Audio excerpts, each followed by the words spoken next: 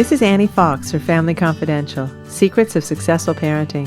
Today, my guests are Dr. Leah Klungness and Rachel Sarah, co-founders of Mommyhood.com.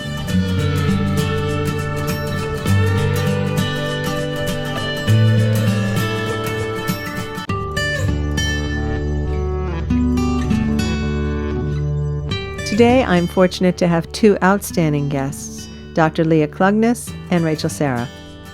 Dr. Leah Klungness is a psychologist and recognized authority on single parenting and relationship issues. She's the co-author of the award-winning book, The Complete Single Mother, which is the only comprehensive and best-selling self-help book ever written for single parents. Dr. Leah, aka the Sanity Fairy, along with Rachel Sarah, are co-founders of the popular website, Mommyhood.com. Rachel Sarah is an award-winning journalist and the author of the dating memoir, Single Mom Seeking, Playdates, Blind Dates, and Other Dispatches from the Dating World. Rachel has written for Family Circle Magazine, American Baby, Salon.com, Huffington Post, and Lifetime TV. She's also a contractor for Match.com. I'll begin this two-part interview with Dr. Leah.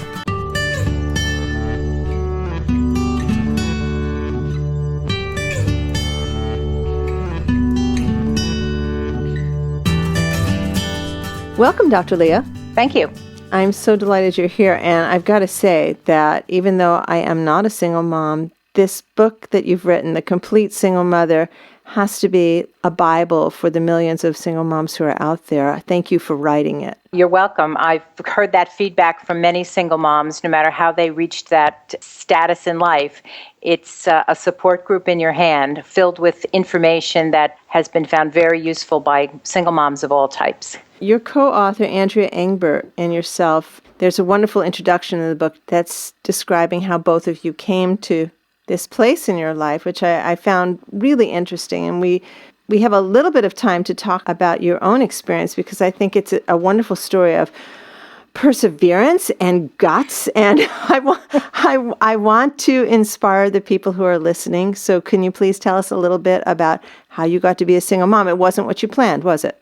Nope. Single mommyhood was not in the plan. My husband had relocated to the Carolinas to expand his business, leaving me in central New York to sell the house and pack up and get our two children, who were 7 and 3 at the time, ready for the big move. And just as the moving truck pulled out of the driveway and I was left with 2 little children and 2 suitcases and about $500 in cash, my soon-to-be ex-husband called me on the phone and told me he didn't want to be married anymore and I shouldn't come down and join him in the Carolinas. And really what he thought I should do is move in with my mom.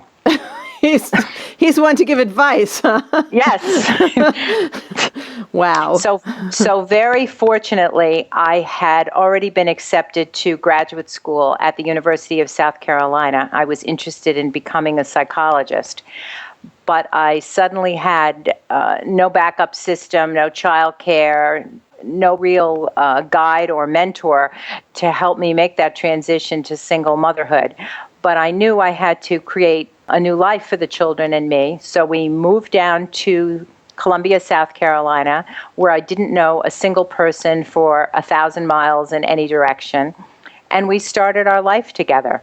And that was really the origin of my book with Andrea Engbert, The Complete Single Mother, because it's the book I wish I had had when I was at that point in my own life. Wow. And you successfully completed your doctoral degree. Yes, I did, and got my license as a psychologist and fulfilled my dream to become a psychologist. And I came back to Long Island from where I come originally, where my family is, opened up a practice and raised my 2 children.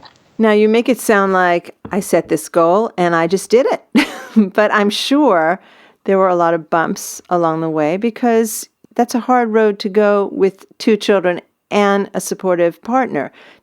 2 children and just you has to be really challenging. I think challenging would describe it. There were not only bumps in the road, there were ruts, canyons, crevices. You name that obstacle, we had it. The bridge is washed out. Yeah, the bridge is washed out, the river's rising, all of the above. I really had two thoughts that guided me throughout that school journey and beyond. What do I need to do in the next 5 minutes to move our lives ahead? And don't procrastinate. I think that's something that single moms, particularly single moms in school, just can't afford to do, because there's always that unexpected kid factor. Kids get sick, the kids fall down, the kids have some kind of, stress or crisis that needs their mom's attention. So I learned very quickly not to put off writing that paper or studying for that test or making that trip to the library. So I guess super organized and focusing on those really very small, short-term goals.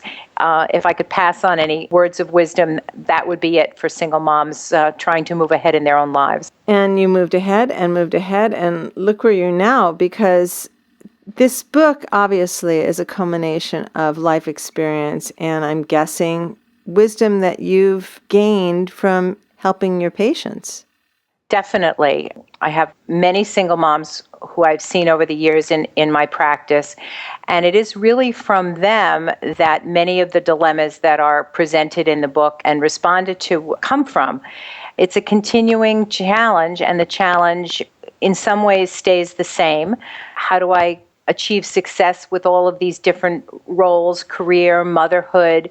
How do I have a personal life? But then we get new things thrown in, like technology. How do I keep my children safe on the internet? All these kind of new things that I did not need to cope with when my own children were growing up. So it's ever evolving. My kids are all grown up too, and I work a lot with middle school and high school students and parents. And when I hear the challenges that they're dealing with vis-a-vis the social media, I say, thank goodness that our kids went through this before, because it was tough enough. And this brings me to a point that I really want to talk with you about today. Your book is, as I said, incredibly comprehensive. It's like 3 inches thick, and it is wonderful in its completeness. You cover topics as far-ranging as adoption to sexual desire during pregnancy to changing the cat litter to how do you handle the teen years as a single parent. Now, as a parent who has gone through the teen years twice with a loving and supportive partner right there, I know that there were many, many times where I felt with either my daughter or my son, I've had it, you take over, and it becomes a tag team event, and I was very grateful that I could get a breather. What happens in the life of a single parent when there is no one to tag team out? And I know that it's an incredibly challenging time. So give us some advice for single moms who may be listening now whose children are much younger and are heading towards that challenge of the tween teen years, and also single moms who may, for now, suddenly find themselves, oh my goodness, I didn't really think I would be dealing with this on my own, and now I am. Single mommyhood does get a bit more relentless when your children enter the tween and teen years.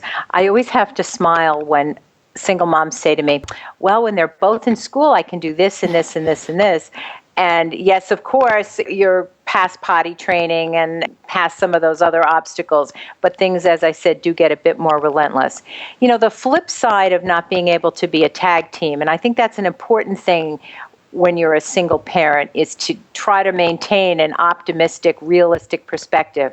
You are also not dealing with contradictory expectations. I mean, you're the head of the household, and there isn't a couple of standards. Oh, mom said I could, dad said I could. That, that's where some of that tag team stuff comes in. I think the important thing, especially as the kids hit those tween years, is to share your own values and beliefs. We've all made mistakes in our lives. We started to smoke. We wish we hadn't. We dabbled in some recreational drugs. We're not proud of that. We made some poor relationship choices.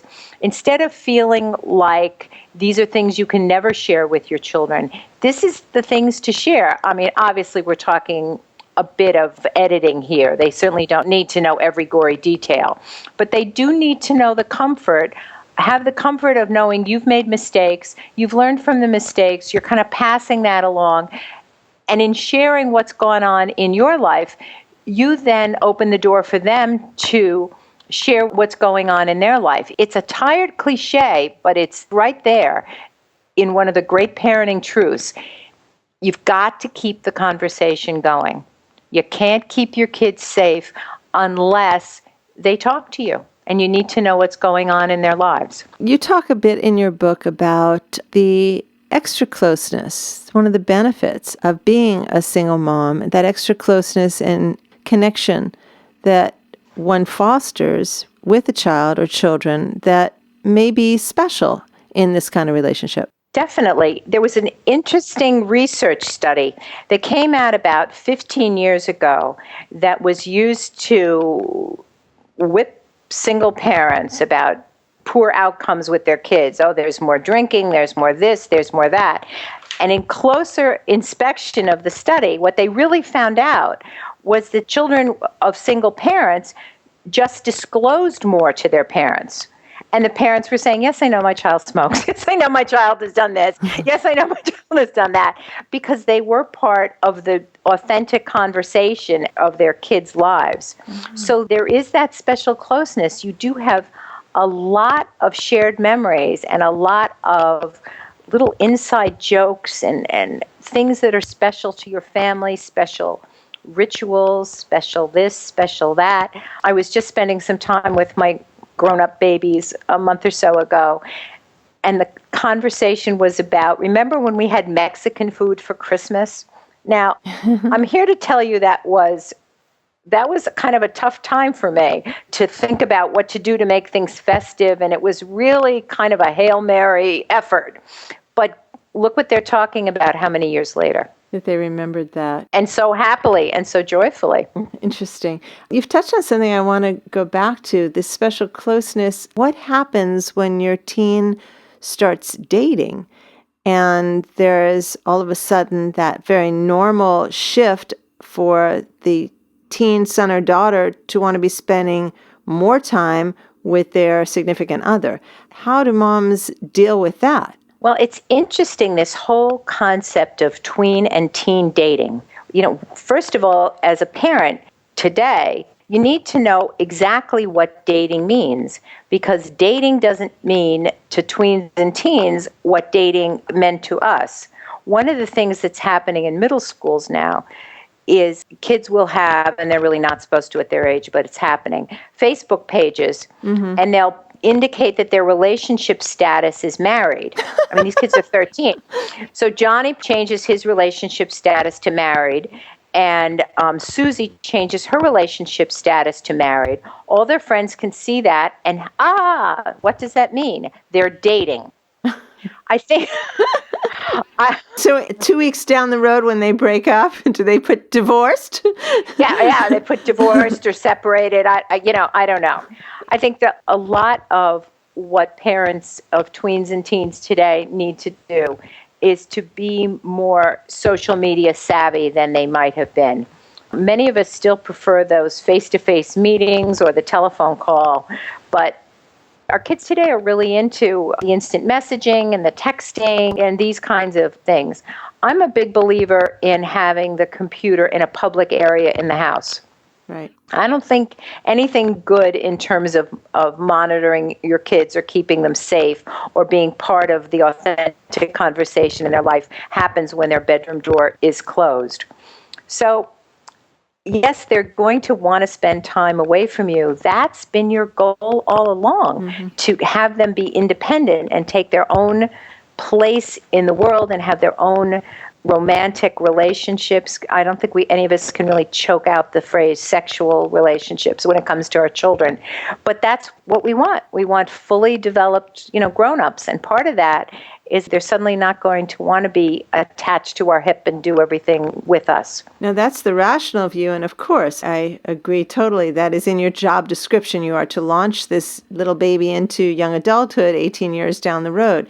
And in order to prepare that child for young adulthood, they're going to be taking steps away from you little by little, year by year, all very healthy. I'm just knowing several single moms myself in the years that our kids were growing up.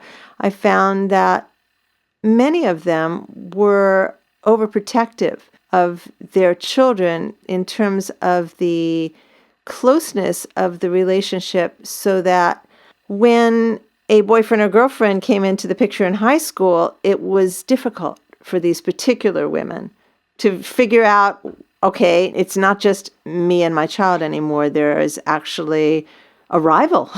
And yes, a rival, a significant rival.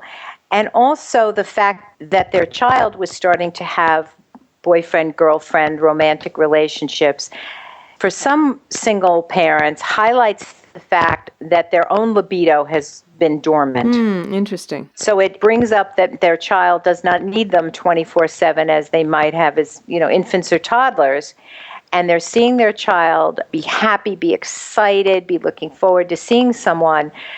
And it really highlights the void in their own life. And it's really at that time that many single moms and dads decide that they're going to make a change in their life and get away from being just mommy, just a mom, and just starting to have a life of their own. Because often their kids will say to them, "Hey, Mom, you need to get a life." And there's often a lot of truth to that. Yeah. Mommyhood can consume your life, as any mom can say. When you're a single mom, it's very easy to justify having it, take up your whole life. So sometimes there's some personal challenge there when your children become more social. And it sounds like just a natural trajectory for the family to be moving in those directions. In the second half of our program, I'm going to be talking with your website partner, Rachel Sarah, exactly about single parenthood and dating. And before we get there, this seems like a really good segue to talk a little bit about your wonderful website, singlemommyhood.com. Wow, I am so impressed. And I design websites for a living, so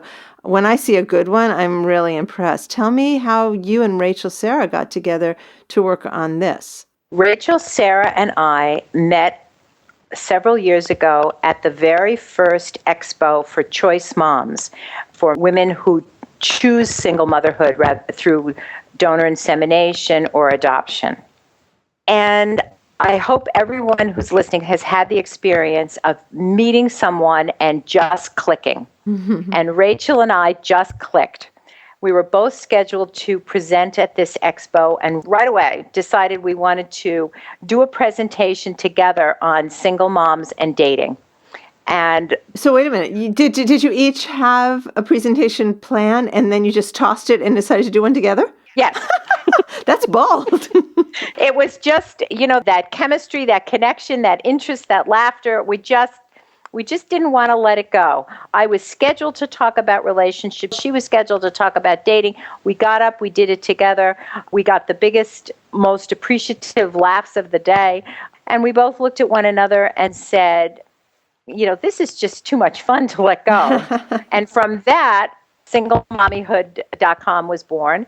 And we created this site for real-life families, for divorced moms and dads, single parents by choice, people who are considering single parenthood, people who feel like single parents because they're spouses of people who are deployed in the military or have some kind of erratic work schedule that leaves one parent kind of overly burdened.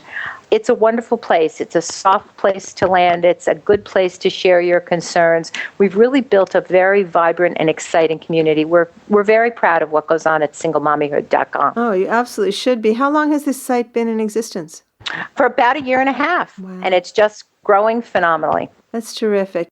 I'm looking through the Q&A in your book, which I think is fabulous, by the way, and the feeling of confusion and isolation in the voices of these anonymous questioners and how they can get an answer to their questions. And that's exactly what your website provides. I'm not alone.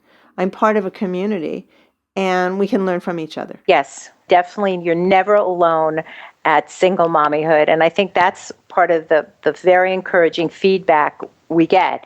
I thought I was the only one who had this problem. Not so much. So can you give us kind of a postscript on your family? because you started off at the beginning with a 7-year-old boy and a 3-year-old girl, and the moving van was moving out, and you had $500 in your pocket. We know what you grew up to be. My 7-year-old grew up to be a partner in a multinational law firm. Mm-hmm. And my little girl grew up to be a registered nurse at a world-class hospital center. And they're both happily married. And I hope someday to add grandma to my credentials. This is so wonderful. Is there any research, Dr. Leah, about how the children of single moms fare in terms of their educational achievement, their professional development, and that? Part of what could be potentially discouraging to single moms is lots of the research on single mothers is based, the research group are teenage single mothers. And we certainly don't advocate at Single Mommyhood that children have children. And the outcome data from teenage single moms is discouragingly poor, but that's certainly more about poverty and lack of education and immaturity rather than single mother status specifically. Good point. So for educated and older, more mature single moms, what are we finding in the research? You're not finding much because the single moms in that group really don't attract the attention of researchers. They blend rather seamlessly into the fabric of American life. There aren't any particular pressing research questions that intrigue psychologists. I say the standards and the goals you set for your kids as a single mom, you have just as great a chance of your kids achieving that as any Ozzie and Harriet 2.4 kids, picket fence, SUV kind of couple. I'm sure the people who are listening here will take encouragement from that. I want to thank you very much for spending some time with us, Dr. Leah. Your book, The Complete Single Mother, which you co-authored with Andrea Engber, is a fabulous resource, and I've got someone in mind that I want to donate this book to that I've got here for a review, so I'm happy to do that. Can you tell us once again where people can find out more about you and the work you do with Rachel Sarah online? We can be found at singlemommyhood.com, and for particular information about me, I have a website, justaskdrleah.com. Thank you so much again for your time and for the really exceptional work that you do. It's been a pleasure talking with you. Yes, it has. Thank you. Don't go away. Coming up in a moment, my interview with Rachel Sarah, author of Single Mom Seeking, Playdates, Blind Dates, and Other Dispatches from the Dating World.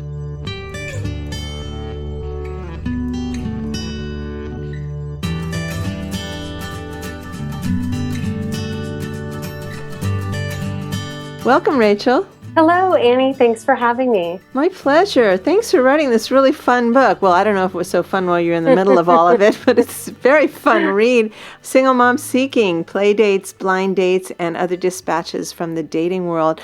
You know, I've just recently finished it, and aside from it being a very sexy read, I got the impression throughout that it's all about the balance between your need as a woman and your responsibilities as a mom to be making good choices in the dating realm. Yes? No? What do you think? Yes, right on. And I think the most challenging part for me now getting questions about the book is I always want to have a disclaimer about I really wrote about all the mistakes that I made. So hopefully if a single mom reads the book, she'll learn what not to do. I felt like I had a really challenging time figuring out how to balance it all. And sometimes I grimace reading it, some of the things I did.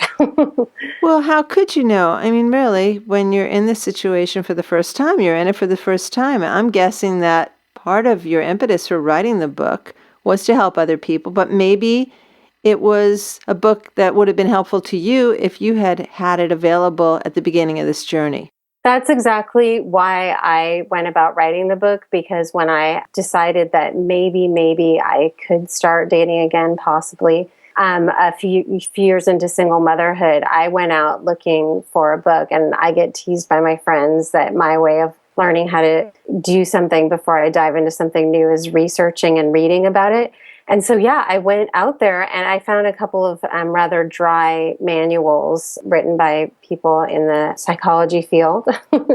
And I read them, but I really, really wanted to read like a first person narrative. Like, really, I really want to hear from a single mom. What's it going to be like? And I couldn't find a book, so I pitched one. Tell me, what period of time does your book take place over? It goes back and forth between when I first became a single mom, which was a bit of a shocker, although now looking back at the kind of patterns in the relationship that I was in, maybe not that much of a shocker. But when my daughter was 7 months old, her father basically split town.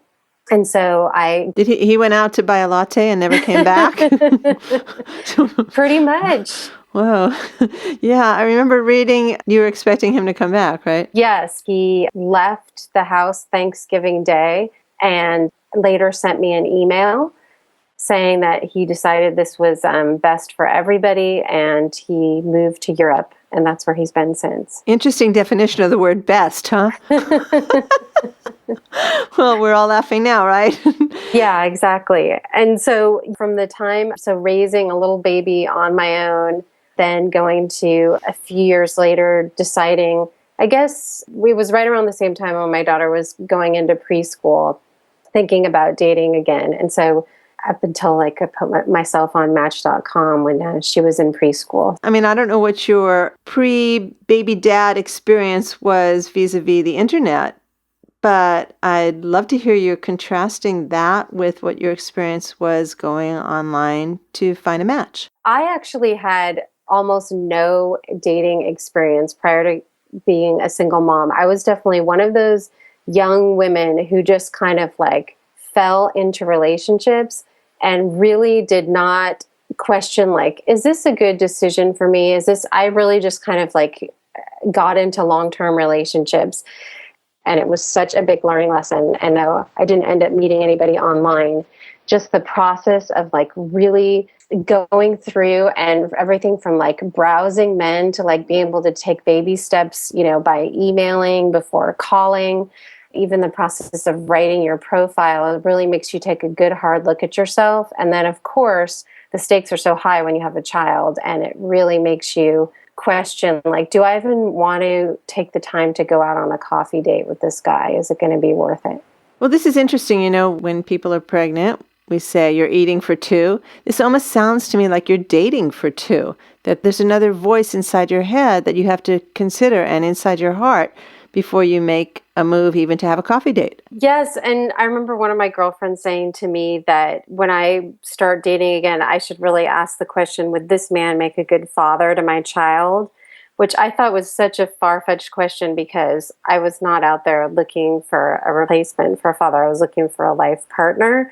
However, in the back of my mind, in the back of any single mom's mind, I think the reality is that question is going to be there.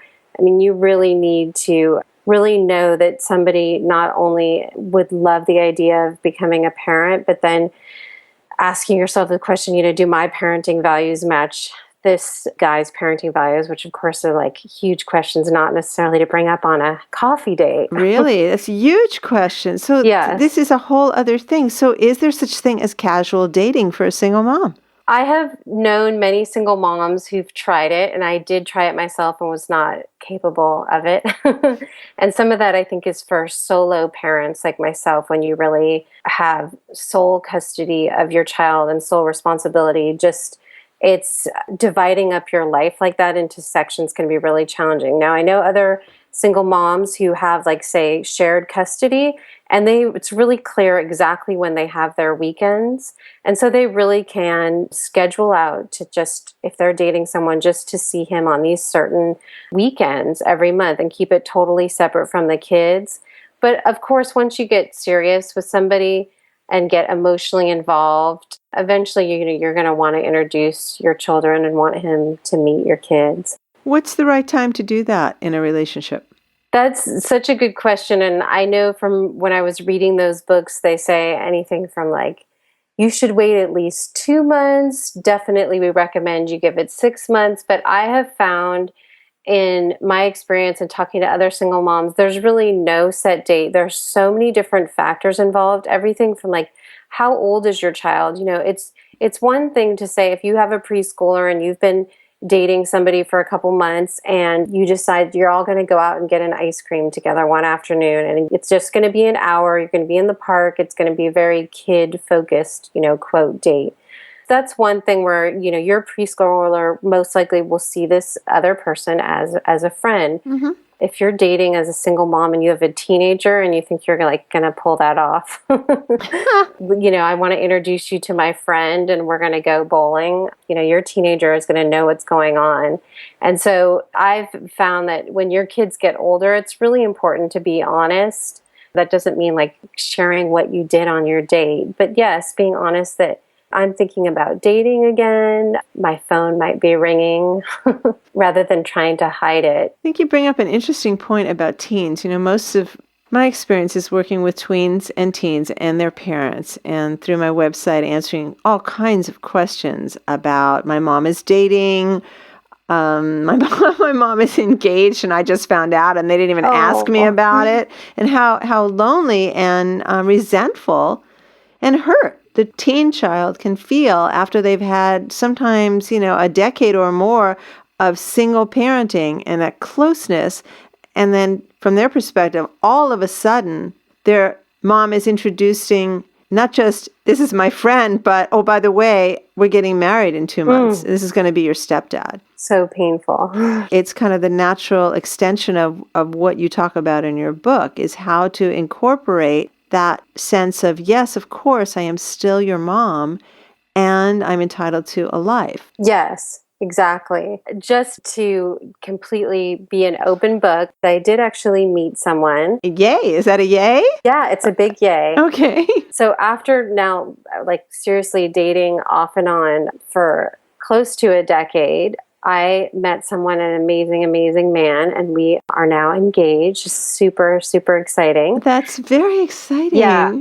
He's really incredible. We're very excited. And I'm going through right now exactly as you're describing, which is a whole new challenge. Whereas having raised my daughter alone for a decade, we are both, so enmeshed in the mother-daughter, just the two of us. Mm-hmm. And as much as I've done some dating here and there, there's never been like somebody, this kind of like, I hate to use the word threat, but this experience that my child's having of, well, can I still have my mommy? And also she is in a relationship with someone else who my daughter adores him as well. But just the triangle can be complicated. Yes, it can. And you want to be really, really sensitive. I was talking with a newly remarried mom, and she had a 13-year-old daughter who she had been solo parenting pretty much for 12 years. Uh-huh. And now she has a new husband and 2 stepsons. And the 3 guys have moved into the house with mom and the 13-year-old daughter. And she found her daughter's behavior showing signs of not knowing where her place was anymore in the family, feeling threatened, taking it out on mom, absolutely rejecting dad, stepdad. And it created a lot of tension, as you can imagine. I'm very interested to hear when in this process of meeting Mr. Wonderful, you brought your daughter into the picture and let her know that this was, in fact, more than just my friend. It was definitely after a couple months, and I had planned to go like have a gelato with him and with her, and had told her beforehand that I had this new friend, and she already knew enough about like the gist of dating. So we were going to go out for gelato. So we met him. It was like, really fast meeting, really sweet, short, went really well, and had a number of kind of get-togethers like that. Like we went out for dinner one time, we went to the park, doing lots of fun things. So it was really, really fun and easy, and started doing things together with like some of his family members and vice versa, and all really, really great. And of course, once it started going to the next step, it got a little more challenging, I think, for her. And what I've told her, I'm really doing my best to really be there for her, listen to her feelings, let her really express. She's great at expressing herself, and also letting her know, because I think one of the things that's confusing for her is she's both so excited, like she really likes him a lot, and she also feels really scared. And it's okay to have both of those feelings. That's great. I think that's a really important part of this transition into a new chapter of your life as a family. Yes. Is knowing that, it's new for all of us. And the best way we can deal with it is to be really open about how we're feeling at any moment in time. And for kids, that's very reassuring because I think sometimes they feel guilty and torn. They're happy. She's happy that you're happy. Right. And she's happy for herself that this wonderful man is coming into her life too. But then she knows things are going to change. And I think we need to be honest about that. And we say, oh, no, sweetheart, nothing will change. Right. They are going to change because your priorities are being expanded. It's not just your relationship with her, it's your relationship with your new husband. Right. Yeah, I did make that mistake when she was in the middle of tears one evening, blurting out something like nothing. I don't think I actually said that. She says I said that. But what I then was trying to explain to her is that my love for her doesn't change. And this idea of like love actually grows. It doesn't become more limited. I will also add that, I think one of the hard things that I learned that you probably got a glimpse of from reading my book is the whole don't date yet if you're not ready. And I don't think that I was ready to meet this man. I mean, it took me so many years of my working on myself and just going through like a lot of challenging stuff, whether it was like getting back on my feet in terms of my career, and actually was like living with my dad for a while, getting my own place, and just dating in any circumstances like that. I mean, I don't think anybody's going to be ready for a relationship. And yet you make it really clear, and I have to applaud your honesty, you make it really clear you have needs, you have longings. I mean, your fantasy about the UPS guy was great. Yeah. I think it's very real. And so, again, it's a question of how does a single mom balance when she knows, I am emotionally not ready to get involved with anyone in a dating, and yet, ... Right. And I think I'm one of those women who learned the hard way, who had this idea of, oh, you can really just have a physical relationship with someone and not get emotionally involved. Well, not me. Although I've heard women say that, it's really hard for me to believe that it's possible. I think once there is a physical connection, there is an emotional connection. I'm totally with you. I don't buy that for a minute. I just don't buy it. I don't think we're wired that way, to tell you the truth. Right. Yeah. I know that you've got your website, singlemommyhood.com, and that's a place where people can get all kinds of information about dating and relationships. And I love that you have a whole section there for single dads, even though they're not mommies. It's a whole other realm, but you're offering resources for them, which is wonderful. So I'm wondering, what's the best advice you would give to someone who's just recently become a single mom with a very young child? My best advice is get a tribe. That's what I call it. And I think it's so common for married couples to get isolated or to just really like hang out with married friends. And it's amazing what divorce can do to friendships. I think it can often show you who your true friends are, who's willing to, sit and listen to the really hard stuff and maybe let you lean on them a little bit.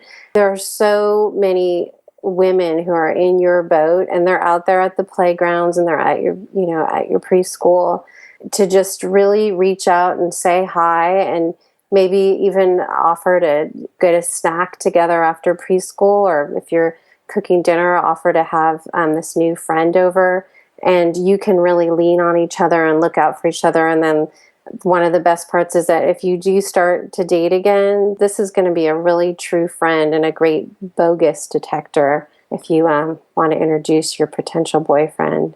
Well, I think that's great advice. And I love the fact that your book is called Single Mom Seeking. And yes, the focus is on dates, but the idea of, what is a single mom seeking in a more comprehensive idea, I think it includes this tribe that you're talking about. Yeah, and I get teased about that a lot. Oh, now that you're getting married, Rachel, you're going to have to change the URL of your blog and your book. It's going to be obsolete, seeking. And I always say, well, I feel like I'll always be seeking. And I think it's really important that well, first of all, I feel like I'll always be a single mom in my heart, and that doesn't go away. And I'm always looking for how to do things better, always looking to learn. And just when you think you understand your kid, you're like, oh, I get it now. Well, then your kid like develops in a new way. How about that? I mean, really. So it's an ever-changing kaleidoscope of challenges as a parent, whether you're, doing it with a partner or not. And yeah, I think you have to always be seeking. Otherwise, you're going to miss the boat, because for sure our kids are always seeking. And if we're not seeking ways to connect with them while they're seeking, they will move on without us. Right. Yes. Do you have another book in you? I do. I'm working on one that I'm still keeping under tabs at the moment. Oh, okay. You've described such a journey that I think so many people can connect with. And you've got this new chapter happening. I truly love the way you write. It's really very engaging, and it's just very intimate in a way that makes me feel like I know you and that you're someone that can be trusted to describe this experience in ways that bring us all in. So I think it would be really, if I were going to pitch an idea for a book, and I don't know if this has anything to do with you, I would love to hear how this new chapter of your family evolves. Yeah. Well, thanks for the idea. I have been talking with Rachel Serra, author of Single Mom Seeking, Playdates, Blind Dates, and Other Dispatches from the Dating World. Before we say goodbye, Rachel, can you tell my listeners where they can find out more about you, your blog, and the work that you do online? You can find me at singlemommyhood.com, and that's the website that I launched with Dr. Leah Klungness. And we have a whole community of single parents who help each other, share, give advice. And also my personal blog you can find through singlemomseeking.com. Just like the title of my book, you can get to my blog through that URL, Single Mom Seeking. Thank you so much, Rachel, for taking the time to talk with us today. I know you're off to your daughter's dance recital or something? I am. She has an Indian dance performance. Oh, wonderful. Well, as you say in showbiz, break a leg. Well, please, I hope that she does wonderfully well, and I know that you'll be beaming at her from the audience. Thank you so much, Anne. Thanks again.